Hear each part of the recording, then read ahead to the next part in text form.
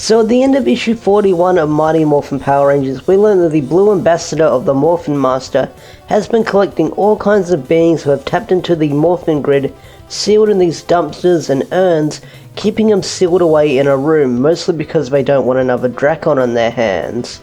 And this moment has been declared Chekhov's gun or necessary evil. What is Chekhov's gun? Well, Chekhov's gun is a concept in storytelling that has been around for a very long time.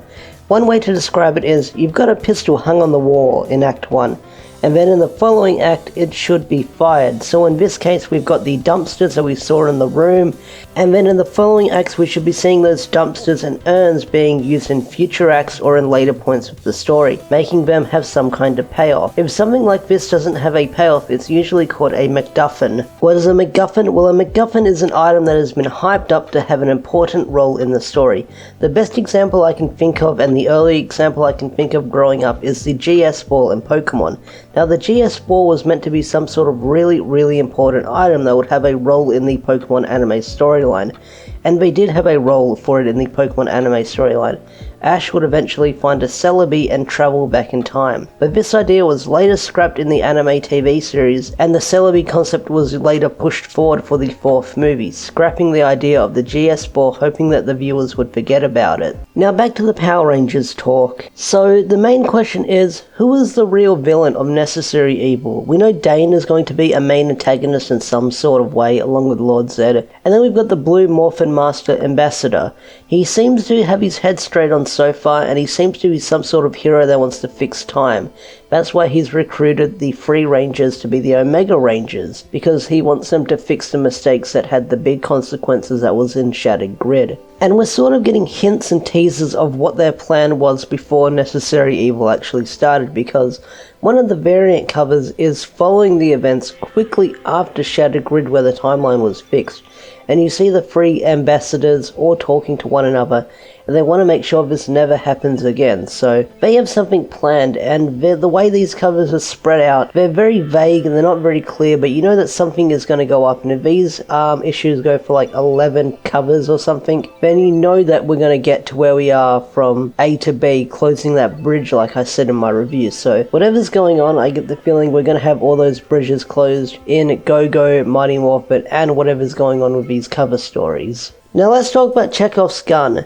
That room that had all the dumpsters and all the urns and all the creatures and all the monsters that the Omega Rangers had sealed since they became the Omega Rangers. Because that was a very big room with a lot of people sealed in those things. And I can understand why the Master Ambassador wants to do it, or the Morphin Master Blue Ambassador wants to do it, because he doesn't want another Lord Drakon on his hand. He doesn't want the world to go into chaos and the grid gets shattered again. He wants to make sure no one has a massive power trip and goes on a massive murdering spree trying to shatter the dimensions and the universe and the multiverse and stuff like that. So he's taking very big precautions, but like I said, Chekhov's gun, that seemed to be something very big and very important introduced at the start of the arc. So the big prediction that everyone's got is somehow later down the line in the 2nd act or the 3rd act, that room is going to break open or get damaged, and all those people that are sealed away are going to break free at a riot, causing the Omega Rangers to handle the situation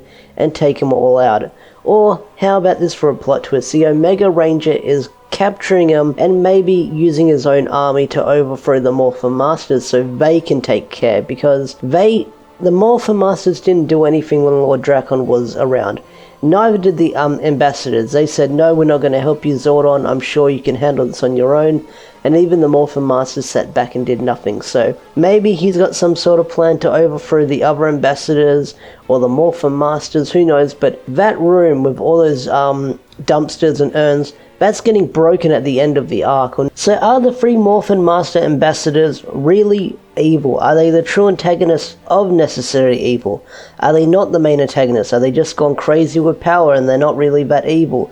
I think that still counts as evil, but do you think these guys are going to be the final boss for Necessary Evil? I know we've got Zedd and we know we've got Dayne and we've got Drakon showing up in Go-Go, but I get the feeling these 3 characters, and probably especially the blue one, since he's been in the main spotlight for 2 issues now with this whole Omega Ranger stuff, I get the feeling that he has something to do with it. We haven't seen Red and Yellow, what they've been up to, so Who knows what exactly is going on right now, and we'll find out later on in Necessary Evil. So tell me what your thoughts and predictions are in the comment section down below. Thanks for watching. Like, comment, subscribe, and I'll see you guys around. Bye!